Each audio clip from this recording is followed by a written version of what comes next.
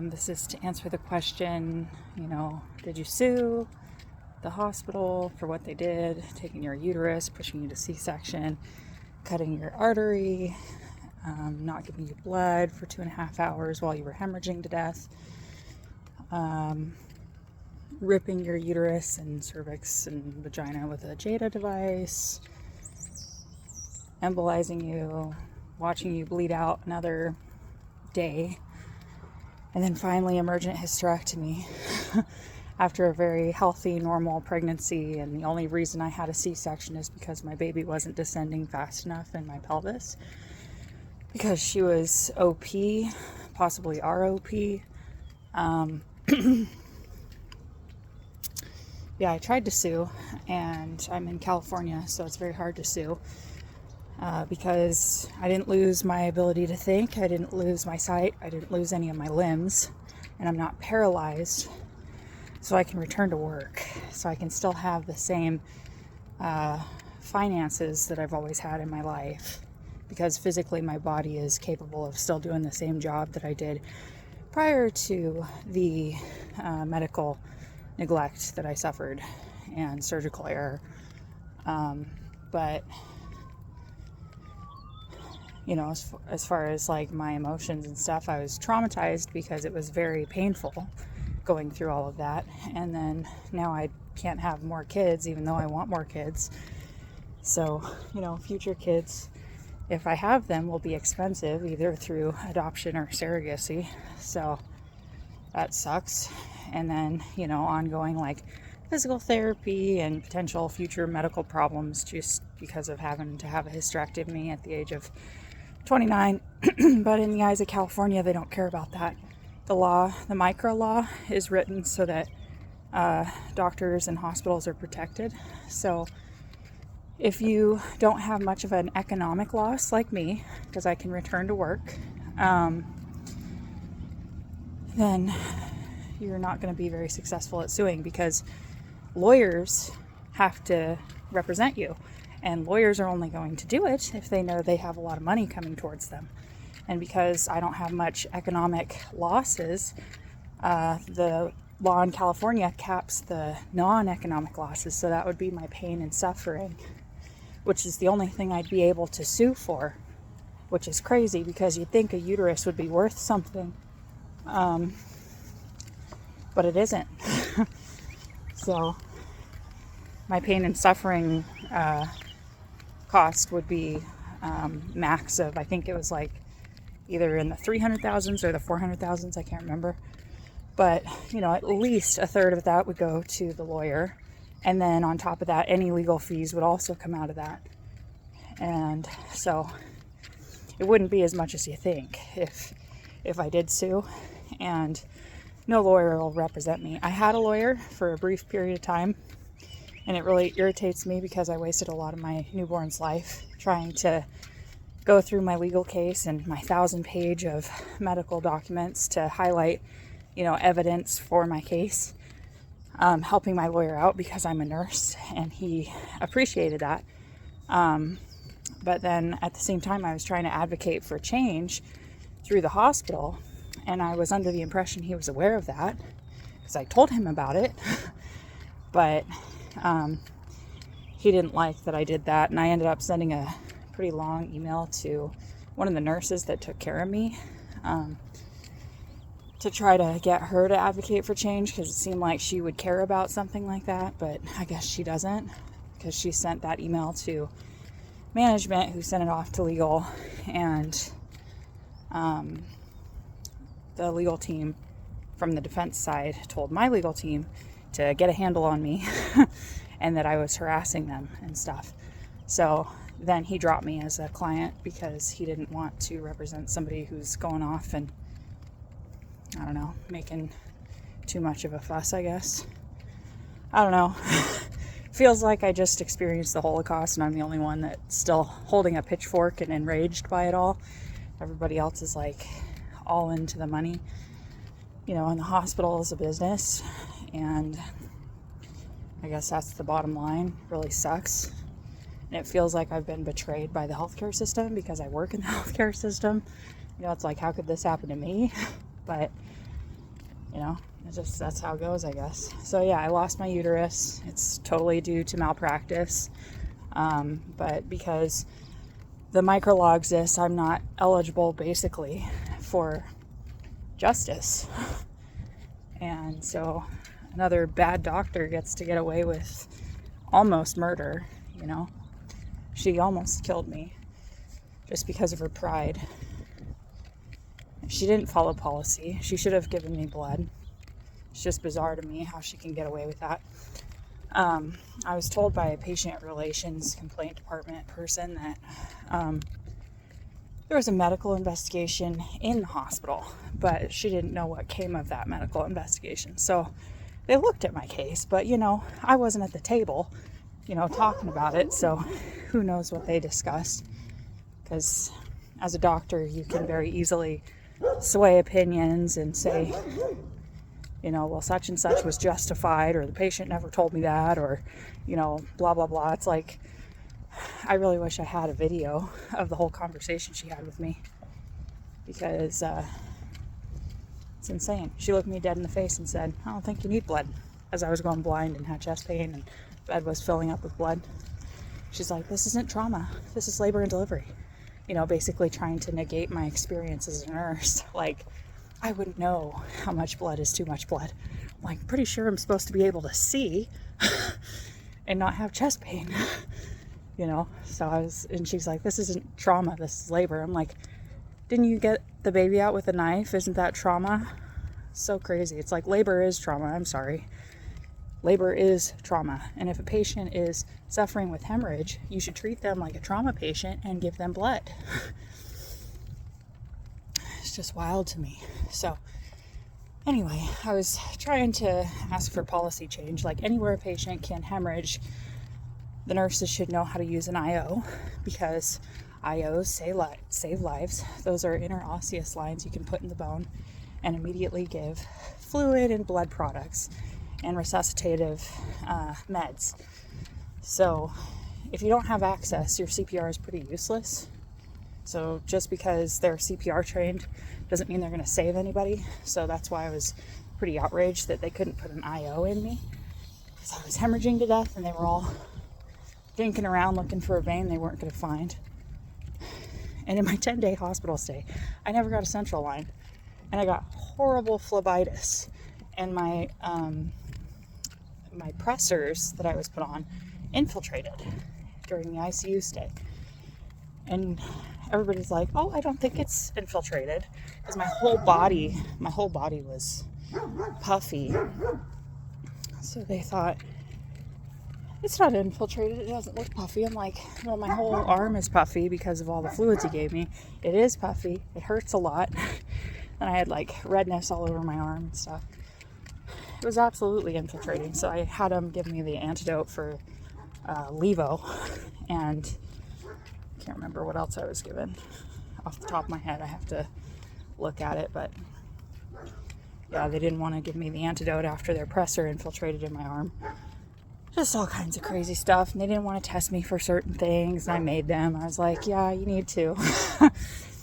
I just had an echo recently to make sure my heart's okay after all the fluid I got almost a little over a year ago now. My heart's fine, according to that echo. But I went into DIC. When I see all my labs and I remember patients in my situation, I'm just like floored I didn't get CPR. Floored I didn't die. So, but anyway, that doctor can get away with it, and I think there's huge advantage to working here in California as a doctor who's not very good at their practice, because you can't get sued. So you can just continue to kill people, and, you know, get away with it. I turned her into the board of doctors, and I followed up with them recently and asked, is any investigation happening? And they said the investigation is pending or something. So I don't really know what's going to come of that. Also submitted my nurses for review, and I actually had a sit-down meeting with the board of nursing in California to talk about the different individuals who abused me and negated my rights to bodily autonomy and helped me die faster, you know, all the things wrong. And I submitted information to like Attorney General and Public Health and all kinds of different agencies, Joint Commission, my insurance, TRICARE. So I did what I could do to try to report this. I even reported to the company Jada, the device that goes in your uterus to prevent bleeding. And they took my information down. I told them what hospital, what doctor, and yeah, they took that information down. So maybe that will add to their statistics. And I reached out to a researcher who was talking about treating postpartum hemorrhage more like traumatic hemorrhage and CTing people. I told them what happened to me, and they were like, yep, that's awful, and we just hope that we can someday get our research to matter, because, you know, research happens decades before change happens. Oh, that scared me. Halloween decorations. So it's just kind of feels like a losing battle. So I had to pull out of the legal case because I didn't have a lawyer and I couldn't find another one. I talked to probably 30 of them or so, and they all said the same thing. They said, well, your loss isn't financially, you know, worth taking on this entire case. It's a very complex case. It's going to take a long time to get through it, and we're not going to get much money from it. It doesn't make sense to even go through it. So that sucks. I don't even know when my first lawyer took my case. But, you know, and I'd like to go to the news, I think, but there's always like the risk of, you know, being accused of slander or something, even though everything I say is true. Everything that happened to me is true. And it's like women are just ignored all the time, and they're told like, oh, that probably didn't really happen. I wasn't there, so I don't know. It's like, man, I just need to have a video on me, I guess. Video all your appointments when you go to your OB and when you're in labor, and hide the camera because you might need it later. Obstetrics is the highest medical error area, so the highest sued area in all of healthcare. We have the worst maternal mortality rate here. You know, and all their policies are to protect them from legal investigation. It's not to necessarily protect the patient. So take a video, make sure you're protected, make sure you have an advocate with you. I had my husband, but he didn't know anything, so I really should have had a doula.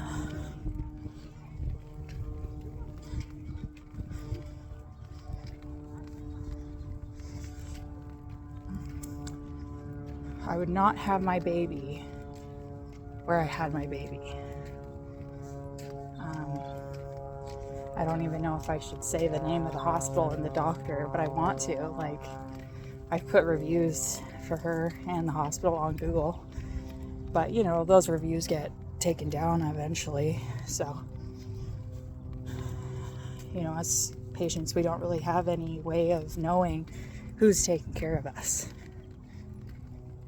because everything's hidden.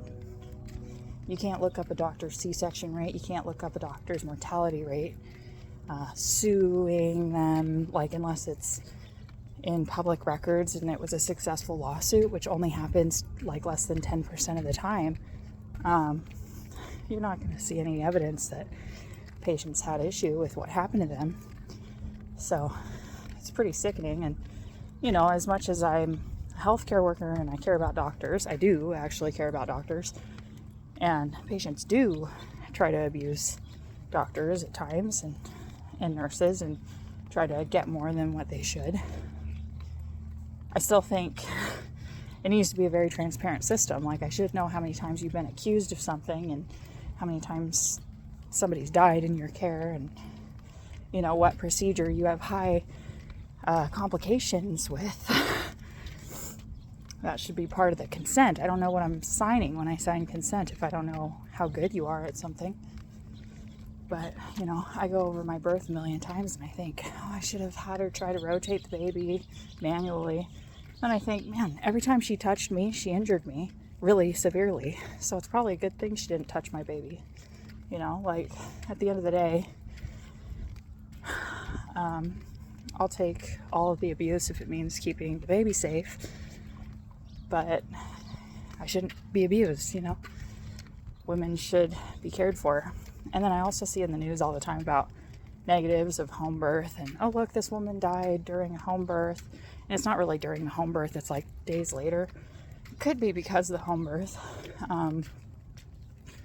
but the fact that it was days later, I don't know, kind of tells me that maybe the hospital didn't treat fast enough. So that's a problem. If you come in with needing blood, they could be like, well, you're a woman, your hemoglobin's low, but for a woman it's okay. So who knows? I don't know where the best place to have a baby is, because there's risk with having a home birth and there's risk with having a hospital birth. What happened to me shouldn't have happened, and that's exactly why people have home births. But you know, it is what it is, I guess. People would rather feel safe in a hospital than risk doing things by themselves. At the end of the day, it's just really bad luck. It's like, I couldn't have predicted that my baby would be OP. I was doing all of the things, like curb walking, hands and knees, mile circuits, you know, not slouching in chairs. You know, I was so tired, and I would like sit upright all the time and stand and do stuff. And I was like having swelling in my feet towards the end. I'd still go on walks, like I did like 2-mile walks in the heat towards the end of my pregnancy. And then I worked out really, really hard. It's like, what was all that for? She was OP anyway. And labor was excruciatingly painful and very long and hard. And I think the emphasis on, like, you can control your birth if you're healthy, that's not true. Certainly helps to be healthy. I think that's why I'm still alive. But I think the thing you got to focus on is relaxing. And I didn't, you know, I couldn't relax in the environment I was in. You know, it wasn't my fault. It's like I was surrounded by these people who were doing all the wrong things, telling me to close glottis push, purple pushing, when the baby wasn't even low. You know, so that's why it says my pushing phase is like 5 hours. It's like, I finally just took the reins on that and said, I'm not doing this no more. It's not working, and it's not the right thing to do, so I'm going to take a nap. And then when I wake up, I'll push my baby out. Well, they wouldn't let me nap, and I could feel my energy leave me, and I knew I only had so much energy left, so I kicked them out, then tried to push her out myself, doing mile circuit and stuff and relaxing. And I made progress to +1 station, allegedly. So it's like, I feel like if I would have just kept going, I would have eventually had her. But, you know, it's too late now. So they're like, let's just C-section. And if you C-section when you're in the pushing phase for a long time, you have a higher risk of something like this happening. But I don't know. I'm assuming she cut too far over to the side on the right side, and that nicked an artery. And you're really not supposed to use the knife for much. You're supposed to tear with your hands when you're doing a C-section. And this woman who did my surgery, she's kind of a skinny gal. She didn't look strong. So I wonder if she used a knife more than using her muscle. So maybe that like aided in her hurting my artery. I don't know. But then she ripped through my reproductive tract with the Jada. So I'm like, did she use a metal instrument to place the Jada? Why did that happen? And why couldn't they just repair my uterus? Why did they have to take the whole thing out? It's just really hard. But anyway, yeah, I can't sue. So it's a very unsatisfying end to all my suffering. You know, and for a while I was like, I'm going to be, you know, the martyr in this situation. I'm going to be the one that got abused, and I'm going to be able to tell my story in the future and change policy and protect people from this kind of stuff. But then now I can't sue. So it's like, how do you go public with this and make them change? As far as I know, they haven't changed any policies. I have a friend that works in the ER there, and he says he sees no change in the obstetric policies since my birth. So that sucks. But I don't know what to do. So I'm just kind of sitting on my hands at this point. But I remember everything like it was yesterday.